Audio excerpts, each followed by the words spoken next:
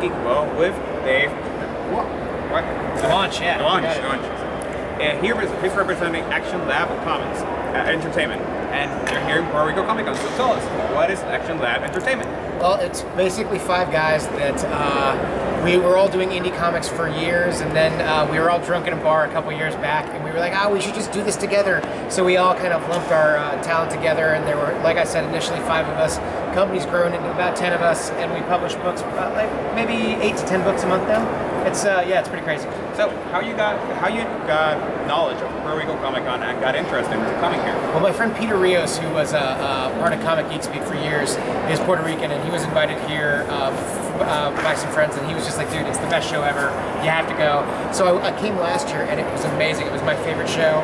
So I decided to come back this year, and it's been another wild time. It's been great. So tell us about Double Jumpers. It's a really interesting comic. I read it yesterday. I loved it. Any sequels to it?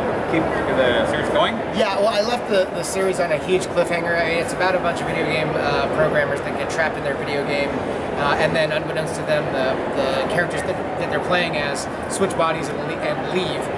Everyone gets reunited with their bodies at the end, but then I leave it on this crazy, just messed up cliffhanger. So I know that I'm going back to it, but my artist, Bill Blankenship, and I are working on pamphlets right now. So we just kind of want to get that done. We have another 2 volumes of pamphlets to work on, and then we're going to get back to Double Jumpers.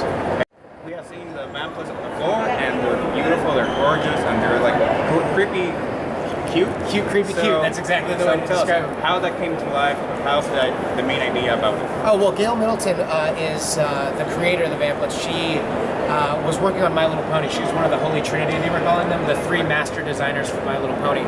So she worked on My Little Pony for like 5 years and just kind of got tired of drawing ponies over and over and over again. So she wanted to do something a little darker. She created the pamphlets, these little baby monsters.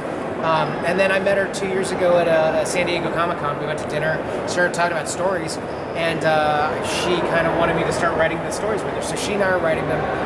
Bill is coloring, and then we have a phenomenal artist named Amanda Coronado who's drawing it.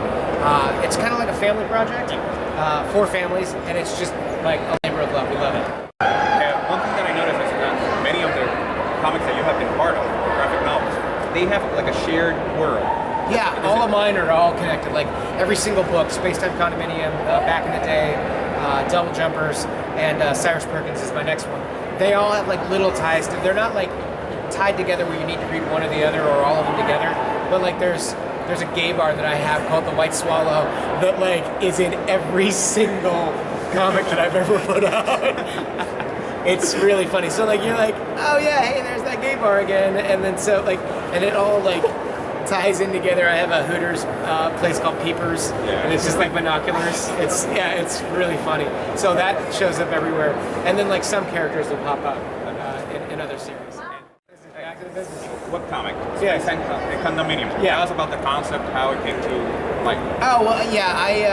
I love DC Comics, and I wanted to do something kind of in their world.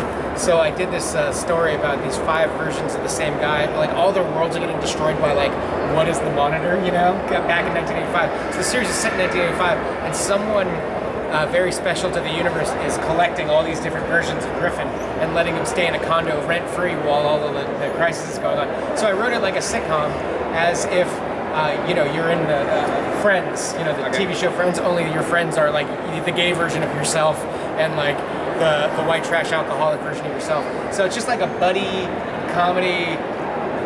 It's really twisted. I mean, obviously I'm a little weird, but yeah. Does the gay version go to the White Swallow? The gay version does go to the White Swallow. He actually takes them all to party at the White Swallow. So yeah, that's how that all ties in. Yeah.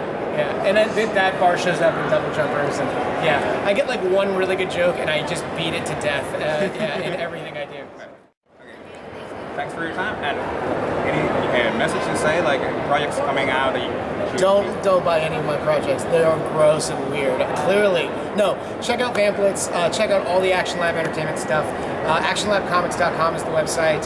We publish a lot of awesome, upstanding stuff, not my stuff, but really, really great stuff.